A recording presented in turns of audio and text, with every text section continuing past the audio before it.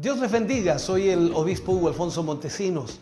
La palabra de Dios para nuestras vidas está llena de esperanza y nos muestra los principales pilares de la fe en nuestro Señor Jesucristo. Te invito a ver con mucha atención el siguiente mensaje. Esperamos que esta palabra pueda bendecir y fortalecer tu vida. Te invito a ver el mensaje de Dios. Leamos entonces Mateo capítulo 7, versículo 1 y 2 de la palabra del Señor. Dice así la palabra de Dios: no juzguéis para que no seáis juzgados, porque con el juicio con que juzgáis seréis juzgados, y con la medida con que medís os será medido. Oremos al Señor. Padre, en el nombre de Jesús vamos ante su presencia, dando muchas gracias, Señor, porque nos permites en esta hora tener tu palabra a nuestra vida.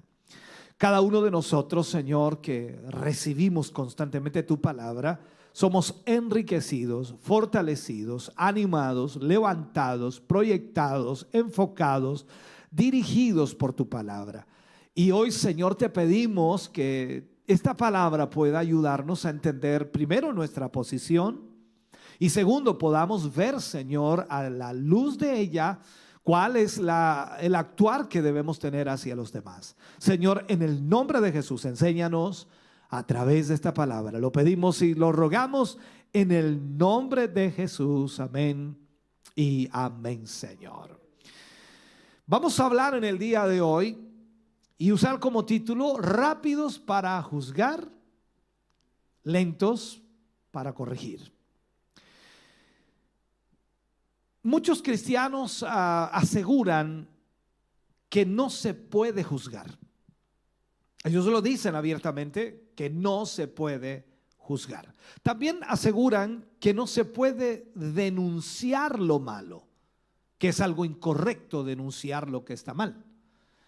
Ellos aseguran que quienes denuncian lo malo, lo aplican de esta manera, les falta amor, y que en lo que juzgan ellos serán juzgados. Pero la pregunta es, al iniciar, ¿qué dice la Biblia al respecto? Porque eso es lo importante para nosotros como hijos del Señor. Si solo leemos estos dos versículos que acabamos de leer, por supuesto, parece decir que podemos juzgar. Ojo, dije, parece decir.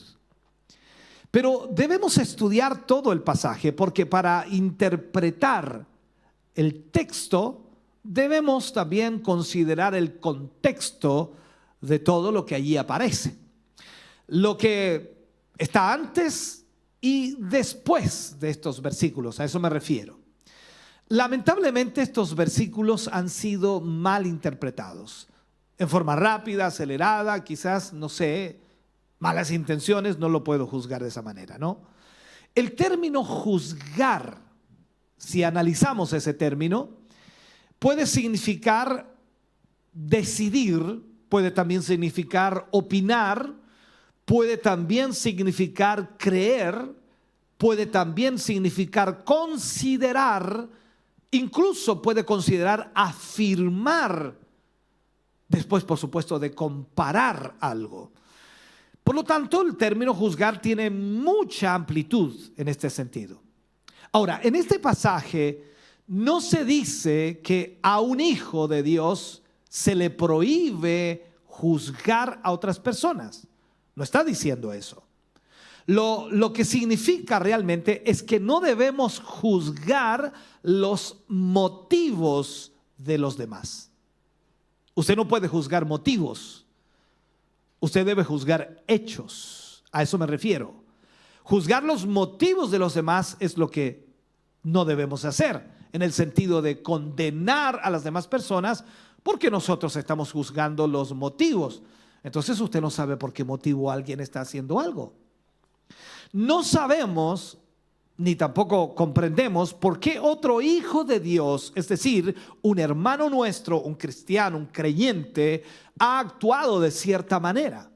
No tenemos idea por qué lo hizo.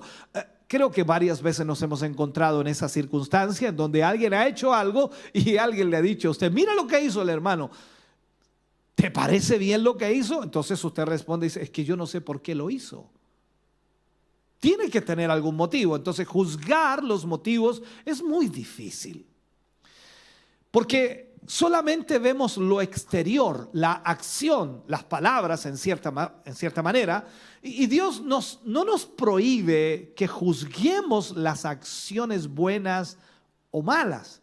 Podemos juzgar las acciones buenas y malas. Ahora, la pregunta sería entonces, para analizar, ¿qué es lo que realmente estaba enseñando nuestro Señor Jesús en esta ocasión? ¿Qué es lo que realmente prohibía a sus discípulos el Señor Jesús? ¿Realmente les prohibía juzgar? ¿Es prohibido? Hagamos algunas preguntas para entenderlo. ¿Es prohibido que los supervisores juzguen a sus subordinados o a los que están bajo su cargo para evaluar su desempeño? ¿Se prohíbe entonces a los supervisores que juzguen a aquellos empleados para evaluar su desempeño? Usted diría que no, porque esa es la labor que deben cumplir. ¿Es prohibido entonces señalar los errores de aquellos que dañan al pueblo de Dios? También es una buena pregunta a responder. Es definitivo entonces que no es prohibido señalar lo que está mal cuando se daña la obra de Dios. Más bien Jesús advierte el hecho de juzgar los errores de los demás de manera irresponsable. O sea, el Señor Jesús aquí hace mención que con la misma severidad que juzguemos a los demás, con esa misma medida o con esa misma severidad nosotros seremos juzgados por otros. Si yo soy bueno para juzgar a los demás en los hechos, en las acciones, y soy severo en hacerlo, entonces también alguien va a juzgarme a mí con la misma severidad. Por allí el versículo dice, con la vara que medimos seremos medidos. Entonces la práctica de juzgar a los demás debe hacerse, y lo puedo plantear así, debe hacerse con mucha sabiduría, con mucha misericordia, porque si somos severos, Dios nos tratará de la misma manera. Y creo que nadie quiere la severidad de Dios sobre su vida.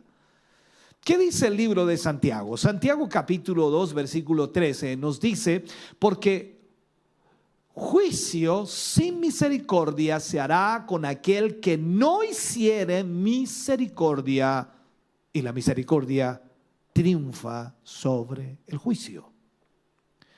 También el apóstol Pablo exhortaba a los creyentes a no ser duros con aquellos que han sido encontrados en pecados.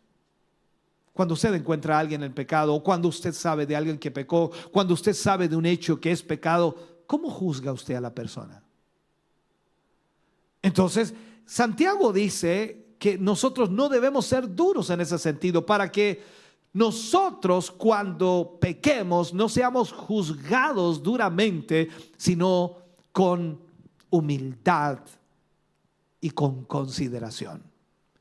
Cuando vamos al libro de Gálatas, cuando le escribe Pablo a los Gálatas en el capítulo 6, versículo 1, dice: hermanos, si alguno fuere sorprendido en alguna falta, vosotros que sois espirituales, restauradle con espíritu de mansedumbre, considerándote a ti mismo, no sea que tú también seas tentado. O sea, nos está diciendo, tengan cuidado, si alguien cayó en pecado, no lo juzguen duramente, porque les puede pasar lo mismo a ustedes, y ustedes van a necesitar, ¿qué cosa? La misericordia. Por tanto, si nosotros emitimos juicio, este debe ser acompañado por la misericordia, por la humildad, considerando entonces a aquellos que cometen el error, que se han equivocado, que han pecado. No podemos criticarlos porque sí nada más, sino que debemos entender que no podemos hacerlo sin misericordia. Cualquiera puede cometer un error y jamás tiene que ser una crítica destructiva, si de alguna forma lo podemos añadir de esa manera, que menoscabe la dignidad de aquella persona, porque si no, con esa misma medida que nosotros medimos, vamos a ser medidos. Recordemos algo. El libro de Mateo capítulo 7, versículo 3 al 5 enfoca de esta manera y dice: ¿y por qué miras la paja que está en el ojo de tu hermano y no echas de ver la viga que está en tu propio ojo? ¿O cómo dirás a tu hermano: déjame sacar la paja de tu ojo y he aquí la viga que está en el tuyo? ¿O la viga en el ojo tuyo o de tu hermano? No, eso es complicado, ¿no? Aquí es donde nosotros debemos entender. La palabra de Dios dice: déjame sacar la paja de tu ojo y aquí la viga en el ojo tuyo. Y sigue diciendo allí, dice: hipócrita, saca primero la viga de tu propio ojo y entonces verás bien para sacar la paja del ojo de tu hermano. Es bien fuerte lo que dice aquí, ¿no? Es bien decidero, es bien directo el Señor aquí. Aquí el Señor Jesús está comparando esa pequeña partícula de aserrín en el ojo de un hermano, o la paja, la pequeña, como pequeña, no sé cómo llamarle, ¿no? Y eso tan pequeño que está en el ojo de su hermano, y el otro no echa de ver el enorme tronco de árbol que está en su propio ojo. Es una cosa imposible de que tengamos un tronco en el ojo, ¿no? Pero estoy hablando de lo que Jesús plantea aquí. Ese tronco representa al espíritu de crítica y de prejuicio que tenemos. Muchas veces nosotros, los seres humanos, somos prejuiciosos. Enjuiciamos antes de conocer los hechos. Entonces, con semejante obstáculo en nuestra visión, en nuestro ojo, no estamos en posición de juzgar la pequeña falta del otro. También el Señor Jesús habló a los fariseos, recuerde usted, les dice a ellos: hipócritas, que coláis el mosquito y tragáis el camello. O sea, aquí estamos viendo algunos puntos en los cuales nosotros debemos tener cuidado. Aunque Jesús aclaró que no debemos emitir juicios severos sobre otras personas, también dijo que conoceríamos a los demás por sus frutos. Un predicador solía decir: yo no soy un juez, sino soy un inspector de frutos. Imaginémonos un inspector de frutos, va a ver los frutos si están buenos o están malos. Esto es como cuando Jesús vio a la higuera a distancia y vio la higuera muy frondosa y se acercó a ella. ¿Para qué? Para ver la calidad de sus hojas, para ver la sombra que daba, para ver cuántas hojas tenía. No, se acercó a la higuera para buscar en ella fruto y no lo halló. Entonces, aquí es donde nosotros debemos entender esto. Nuestro Señor hace uso de esta figura literaria para, de alguna manera, conducirnos al verdadero significado de sus palabras. El verdadero énfasis está en observar nuestros propios errores antes de ver los errores de los demás. Pero ¿cuánto nos cuesta ver nuestros propios errores, no? Cometemos errores a diario. Nos equivocamos a diario, hablamos más de la cuenta, hablamos menos, no decimos, no respondimos, en fin, hacemos tantas cosas. ¿Sabe? El Señor aquí condena a aquel que mira la paja que está en el ojo de su hermano y no considera la viga que está en su propio ojo. Lamentablemente el hombre tiende a criticar los errores de los demás. Somos, no sé si llamarlo así por naturaleza, que somos criticones, ¿no? Sin considerar nuestros propios errores. En la Biblia, hermano querido, encontramos algunos ejemplos de esta conducta.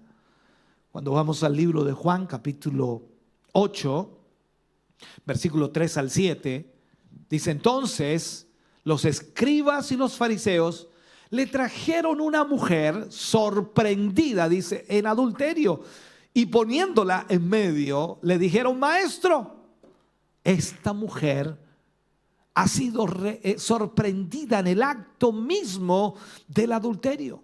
Y en la ley de Moisés, o en la ley nos manda Moisés apedrear a tales mujeres. Tú pues, ¿qué dices? Mire lo que le decían. Mas esto decían tentándolo para poder acusarlo. Pero Jesús inclinado hacia el suelo, dice, escribía en tierra con su dedo. Y como insistieron en preguntarle constantemente, se enderezó y les dijo: el que de vosotros, así dijo Jesús, el que de vosotros esté sin pecado, sea el primero en arrojar la piedra contra ella.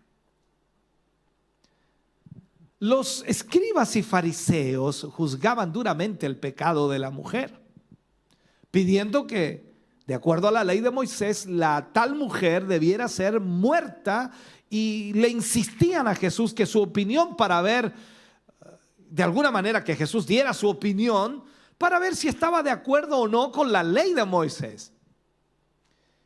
Y como insistían tantos, entonces el Señor les dice: el que de vosotros esté sin pecado, sea el primero en arrojar la piedra contra ella.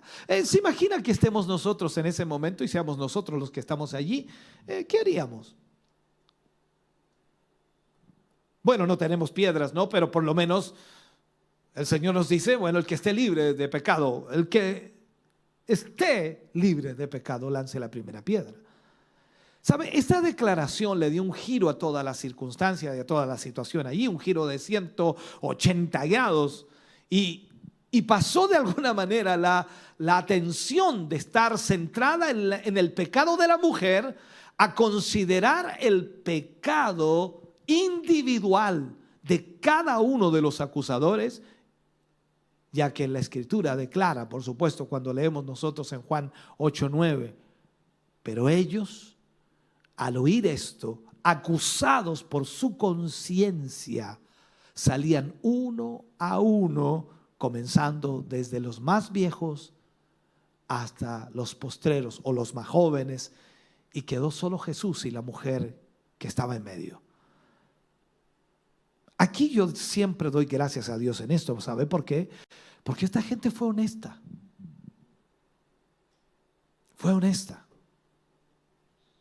Su conciencia los acusó. Eran pecadores.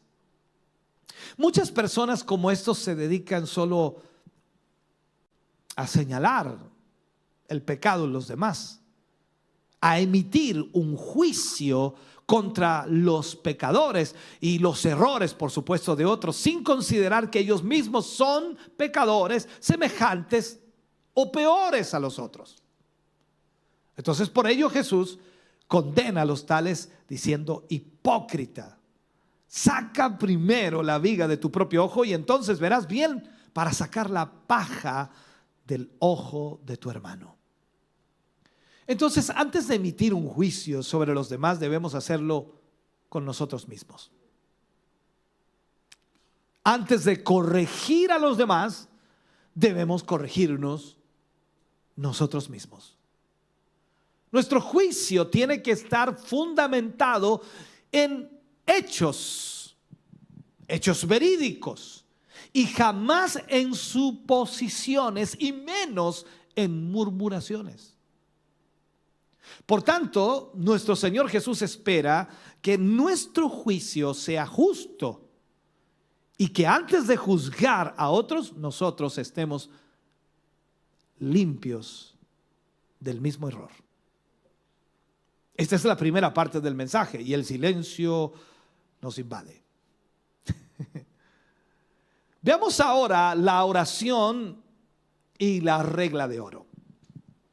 En Mateo capítulo 7, versículo 7 al 12, habla acerca de la oración y la regla de oro. Dice: pedid y se os dará, buscad y hallaréis, llamad y se os abrirá.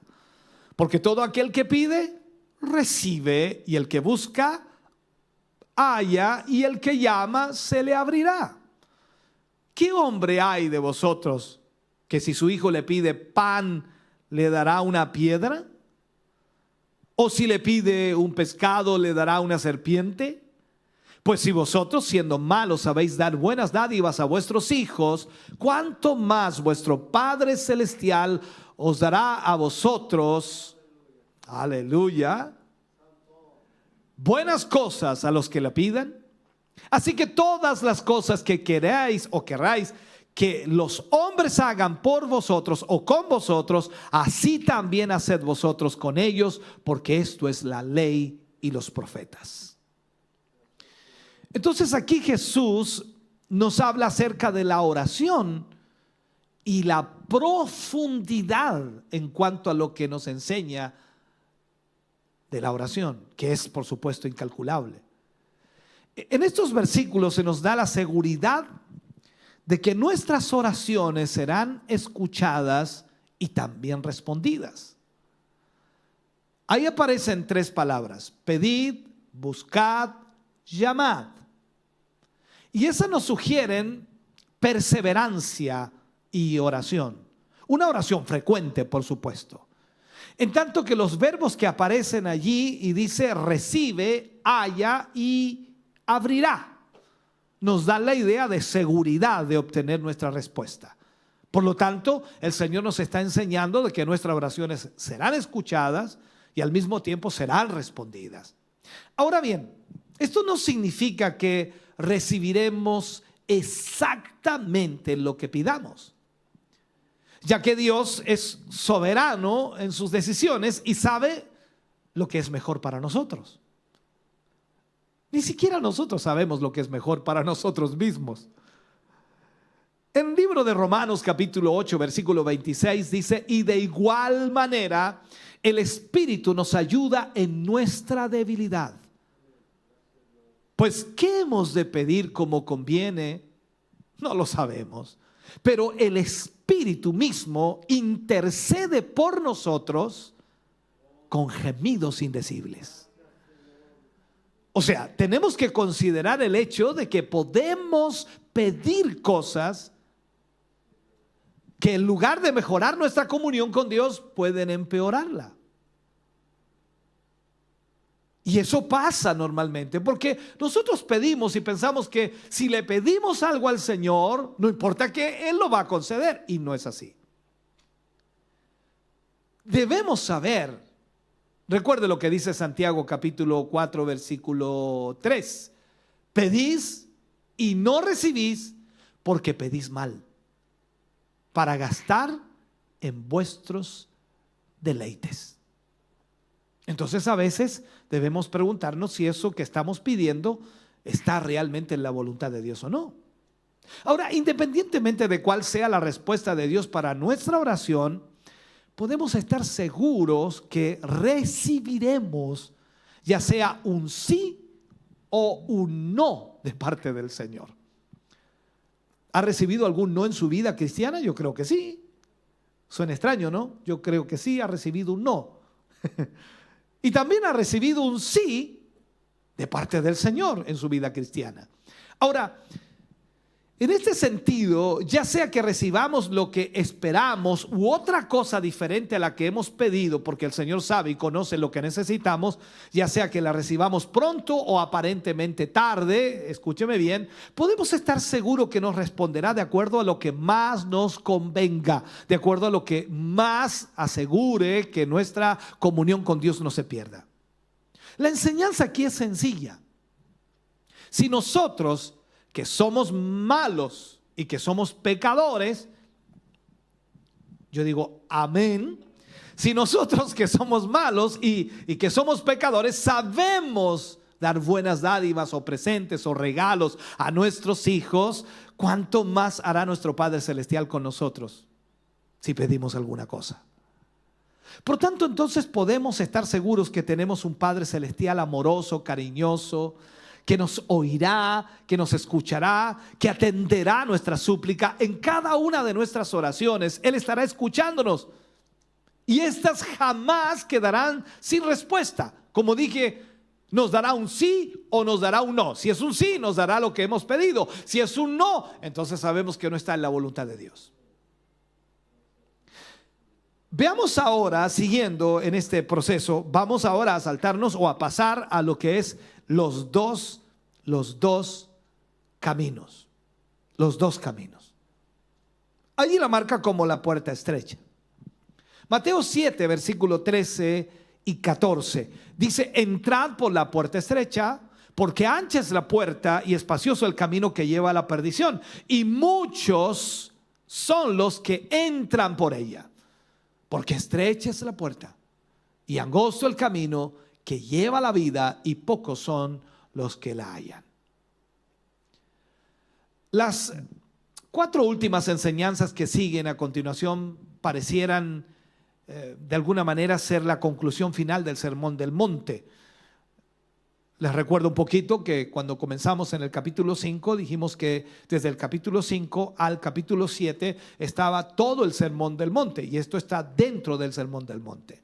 Ahora, en estas palabras o en esto que enfoca, nuestro Señor nos advierte las duras consecuencias de aquellos que no viven de acuerdo a la voluntad del Padre Celestial y comienzan lamentablemente a desviarse. Aquí Él nos exhorta, y exhorta más bien a sus discípulos, a que se esfuercen por entrar por la puerta estrecha. Y la ilustración presentada, por supuesto, aquí no es la de una elección entre una senda ancha y brillante como un mundo de, no sé, o con mucho ocio y diversión.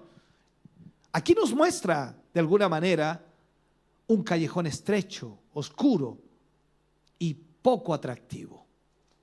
Eso es lo que nos muestra el Señor. Lo que está ilustrando, por supuesto, con la puerta ancha, no es para que nosotros decidamos allí tomar ese camino, sino que nos está mostrando el camino que debemos seguir, que es la puerta estrecha. De hecho, la realidad se parece más a la imagen de un embudo, por decirlo así. Si entra usted por el embudo, de alguna manera, lo puedo graficar con forma de embudo por el extremo ancho. Usted entra por el embudo extremo ancho, verá que al avanzar se va estrechando hasta llegar a lo más pequeño, y podríamos decir incluso a la muerte, la destrucción y el infierno. Pero si entra por la otra parte, por la senda estrecha, que forma también un embudo por el extremo angosto, va a encontrar que poco a poco ese embudo se va enanchando y va llegando a una bendición extraordinaria con Cristo, quien con sus propias palabras dijo que Él era el camino, la verdad y la vida. No hay duda de que cuando nosotros iniciamos el camino en Cristo Jesús, poco a poco se fue abriendo, ¿no? Y hoy nosotros disfrutamos de la presencia de Dios, de la bendición de Dios en una forma extraordinaria, no como antes. Antes estábamos estrechos en toda nuestra vida espiritual, pero hoy se ha ampliado, gloria a Dios por eso.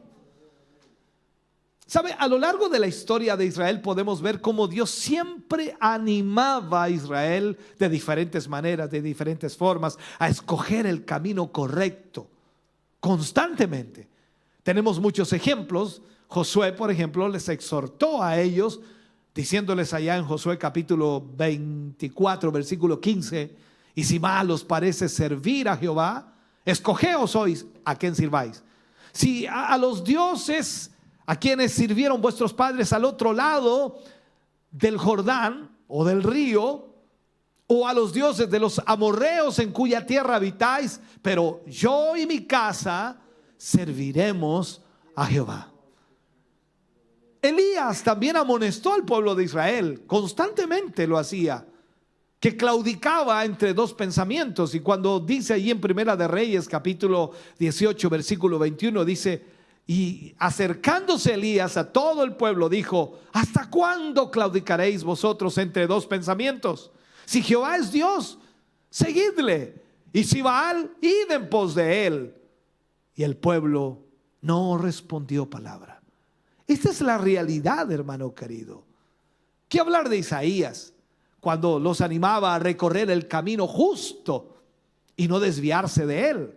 En Isaías capítulo 30, versículo 21 nos habla allí, nos enfoca esta realidad. Entonces sus oídos oirán a tus espaldas palabra que diga: este es el camino, andad por él, y no echéis a la mano derecha, ni tampoco torzáis a la mano izquierda.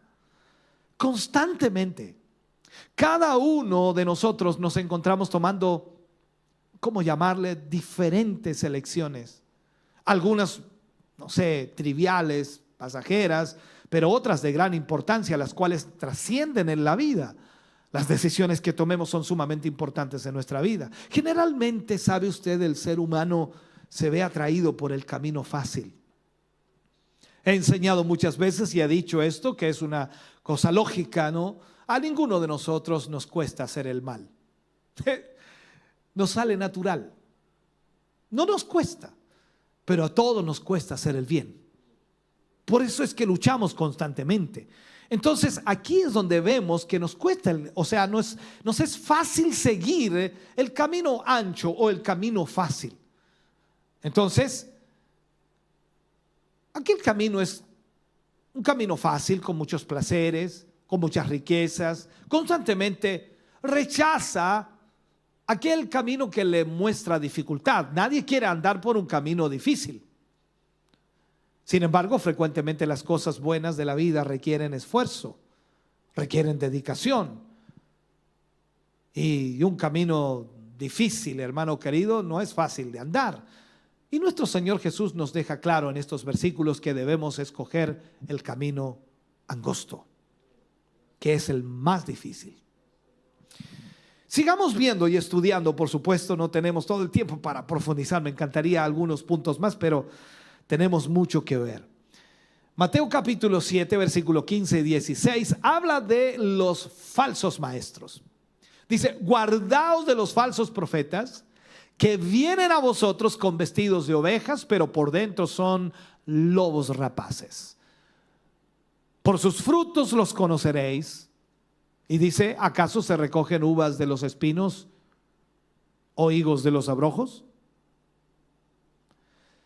Aquí vemos entonces que, conociendo el mal que los falsos profetas causaron en Israel en los tiempos antiguos, nuestro Señor Jesucristo advierte a sus discípulos diciendo: guardaos de los falsos profetas. La palabra guardaos proviene del griego, que es prosejo, la cual significa estar alerta con todos nuestros sentidos, con el fin de cuidarnos, con el fin de estar atentos a cualquier peligro. ¿Sabe? Nuestro Señor nos pide estar atentos, discerniendo el peligro, viendo y observando todo peligro que pueda llegar y que pueda provenir de un falso profeta. Y es así porque se presentan como servidores de Dios. Un falso profeta no se va a presentar como el enemigo o como alguien malo, se va a presentar como servidor de Dios. Y por ello Jesús los compara como lobos vestidos de ovejas. Vienen a vosotros, dice, vestidos de ovejas, pero por dentro son lobos rapaces. En 2 de Pedro, capítulo 2, versículo 1, dice: pero hubo también falsos profetas entre el pueblo, como habrá entre vosotros falsos maestros, que introducirán encubiertamente herejías destructoras, y aún negarán al Señor que les rescató, atrayendo sobre sí mismos destrucción repentina. La presentación que hace aquí, hermano querido, es quizás ambigua o engañosa. En realidad, los falsos profetas siempre lo están haciendo de esa manera. Pero la Escritura nos dice que nosotros los conoceremos por sus frutos. ¿Qué es lo que tenemos que observar en sus vidas? El fruto. Nuestro Jesús, el Señor Jesús nos da, ¿cómo llamarle?, la clave en este sentido para identificar a estos falsos ministros que tienen apariencia de piedad. ¿Qué sucede con ellos? No tienen fruto. Son sin fruto. Él dice, ¿acaso se recogen uvas de los espinos o higos de los abrojos? En este sentido, usted y yo sabemos que es imposible que un buen árbol dé mal fruto y un mal árbol dé un buen fruto. Es solo cuestión de lógica. Es imposible que eso suceda. Así también lo es en la vida espiritual, ya que alguien que ha sido regenerado por la sangre de Cristo no puede dar malos frutos.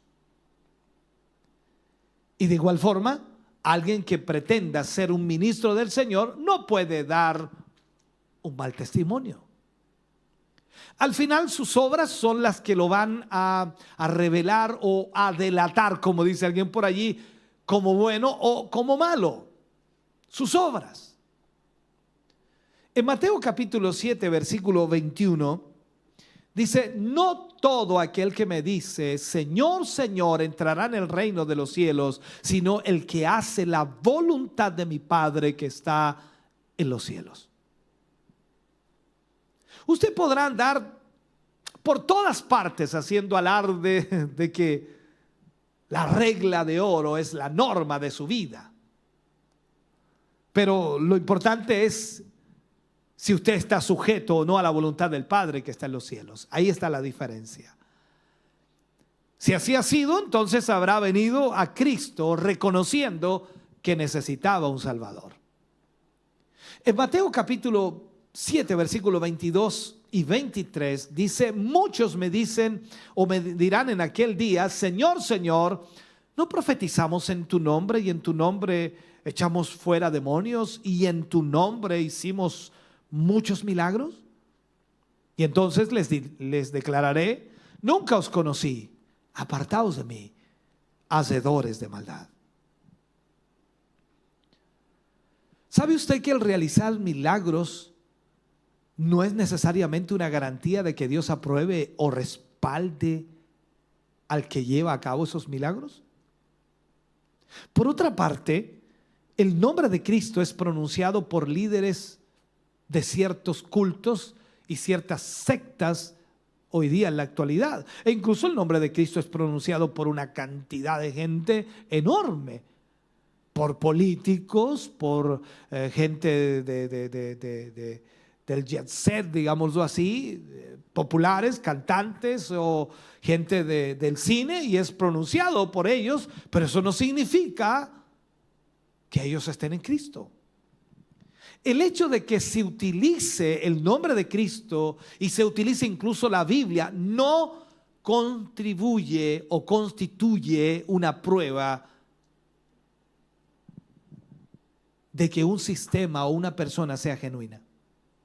Porque no se trata, hermano querido, de una declaración exterior. Lo vital, lo importante es tener una relación interior con Cristo, que se revela a través del fruto, que se revela a través de los hechos, no de las palabras. Porque palabras podemos tener muchos, ¿no? Pero los hechos son importantes. Veamos algo aquí importante que es casi ya lo último que vamos a tocar. Los dos cimientos. Capítulo 7, versículo 24 al 27. Dice, por tanto, cualquiera pues que me oye estas palabras y las hace, le compararé a un hombre prudente que edificó su casa sobre la roca. Descendió lluvia y vinieron ríos y soplaron vientos y golpearon contra aquella casa y no cayó, porque estaba fundada sobre la roca. Pero cualquiera que me oye estas palabras y no las hace, le compararé a un hombre insensato que edificó su casa sobre la arena. Y descendió lluvia y vinieron ríos y soplaron vientos y dieron con ímpetu contra aquella casa y cayó y fue grande su ruina. Si usted ha venido a Cristo, es un hijo de Dios, usted sabe perfectamente que el fundamento de nuestra vida es Cristo Jesús. Tal como lo dice Pablo a los Corintios y se lo enseña en 1 Corintios 3:11, cuando Pablo le dice a la iglesia de los Corintios, pues nadie puede poner otro fundamento que el que ya está puesto, el cual es Jesucristo. Cuando usted se encuentra apoyado en Cristo Jesús, puede construir sobre ese cimiento que es la roca. Jesús entonces deja claro la importancia de no solo escuchar la palabra de Dios, sino llevarla a la práctica, ejecutarla, aplicarla a nuestra vida y vivir de esa palabra. El escuchar la palabra de Dios es clave para el creyente, para todo hijo de Dios. Es sumamente importante que escuchemos la palabra de Dios. De hecho, Pablo dice que esto ayuda a fortalecer nuestra fe. En Romanos capítulo 10, versículo 17, Pablo dice, así que la fe es por el oír y el oír por la palabra de Dios. Entonces, en esta parábola vemos a dos hombres que tienen algo en común. Increíblemente tienen algo en común. Hay gente que al leer este pasaje parece que los hombres no tienen nada en común, pero tienen mucho en común. Primero, los dos escucharon la palabra de Dios. Los dos escucharon la palabra de Dios. Ambos decidieron construir una casa. ¿Se fija? La diferencia fue el lugar donde la edificaron. Ahí está la diferencia. Un hombre prudente buscó levantar su casa sobre la roca. Posiblemente trabajó mucho más que el otro que la construyó sobre la arena, ya que tuvo que esforzarse más en colocar los cimientos, a diferencia, por supuesto, del que lo hizo sobre la arena. Al final, la que se construyó sobre la roca fue realmente la que soportó más los contratiempos del clima, la lluvia, el viento, todo. Entonces, en Mateo capítulo 7, versículos 28 y 29, dice, cuando Jesús terminó estas palabras, las multitudes se admiraban de su enseñanza. O como dice la versión Reina Valera, cuando terminó Jesús estas palabras, la gente se admiraba de su doctrina, porque les enseñaba como quien tiene autoridad y no como los escribas.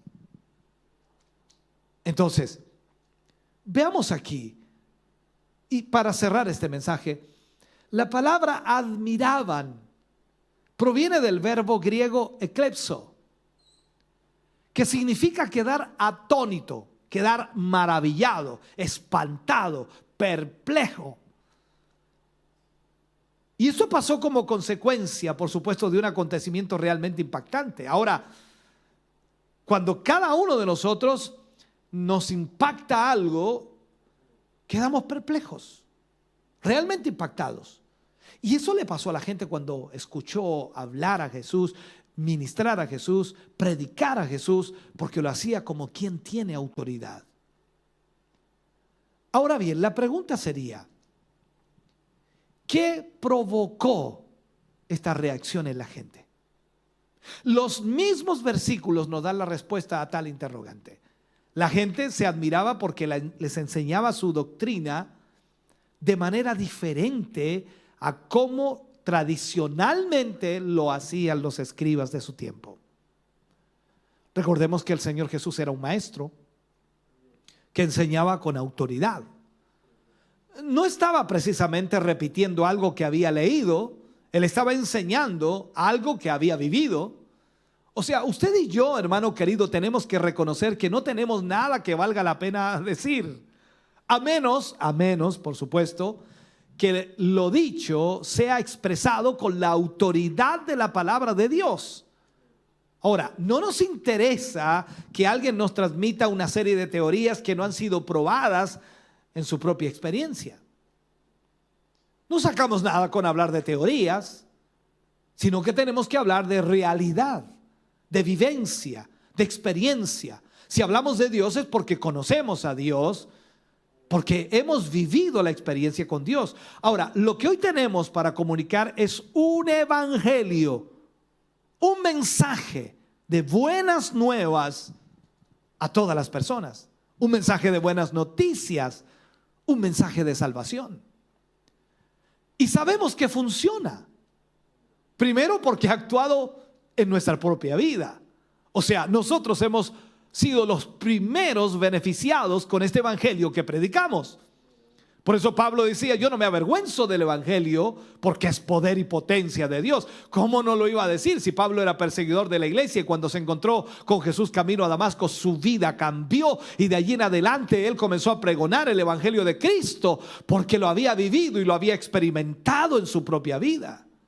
Entonces nosotros sabemos que funciona porque ha actuado en nuestra vida.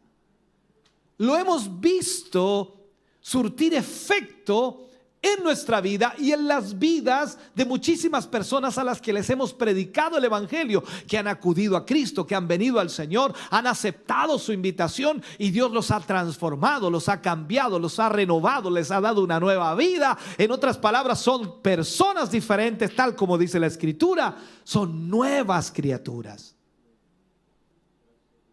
Entonces, para terminar con este mensaje, el Sermón del Monte es una parte magnífica de las Sagradas Escrituras. Usted no lo evite, porque algunas personas me dicen: y tengo que leer el Sermón del Monte. Pero por supuesto, cuando usted lo lee correctamente y lo entiende, lo va a conducir a la persona de Jesucristo. Le va a mostrar al Señor Jesús. Le mostrará que no está a la altura de sus preceptos. Le mostrará que usted necesita realmente introducirse más en la vivencia con Cristo. Le hará clamar por misericordia y le llevará a Cristo. Él le dará el Espíritu Santo, quien le va a capacitar para vivir en un alto nivel, que por supuesto está reflejado en las enseñanzas de Jesús constantemente. Por eso es tan importante que nosotros, al leer la palabra de Dios, podamos ver si nuestra vida está de acuerdo a esa palabra que estamos leyendo, a esa palabra que estamos recibiendo. ¿Por qué? Porque lo más importante es vivir la palabra de Dios. No es tan solo aprenderla. Podemos aprenderla de memoria. Yo conozco hermanos que tienen una capacidad impresionante de guardar citas bíblicas, de guardar textos bíblicos, y me impresionan de una forma increíble. Pero aquí no se trata de memorizar, se trata de vivir lo que podemos conocer. Por lo tanto, hermano querido, hermana amada, usted y yo necesitamos con urgencia tomar la palabra de Dios y aplicarla a nuestra vida tal y como el Señor nos la enseña en la palabra. Oremos al Señor, póngase de pie. Amado Dios, estamos ante tu presencia. Tu palabra, Señor, es la que nos guía, la que nos dirige, la que nos enfoca, la que nos da vida. Tu palabra, Señor, es la que corrige todos nuestros males y todas nuestras imperfecciones. Tu palabra es la que nos guía, Señor, para poder ser mejor de lo que somos hoy. No hay nada bueno en nosotros, Señor, pero en tu palabra, Dios mío, es como el cambio se produce. Yo te ruego, Dios mío, que a través de esta palabra que hoy hemos podido analizar, profundizar, estudiar, cada uno de tus hijos, Señor, haya tomado aquello para aplicarlo a su vida. Enséñanos, oh Dios, a vivir conforme a tu palabra, a aplicarla en nuestra vida primero, Señor, tal como lo hacía, Dios mío, tu palabra en el primer tema que hablábamos de juzgar. Señor, ayúdanos para que veamos primero nuestra vida antes de juzgar a los demás. Señor, gracias por esta palabra en esta noche. Gracias por hablarnos y ministrarnos. Gracias por hablarnos. Gracias, Dios mío. En el nombre de Jesús te damos a ti toda honra y toda gloria, Señor, en esta noche. Aleluya. Amén y amén, Señor.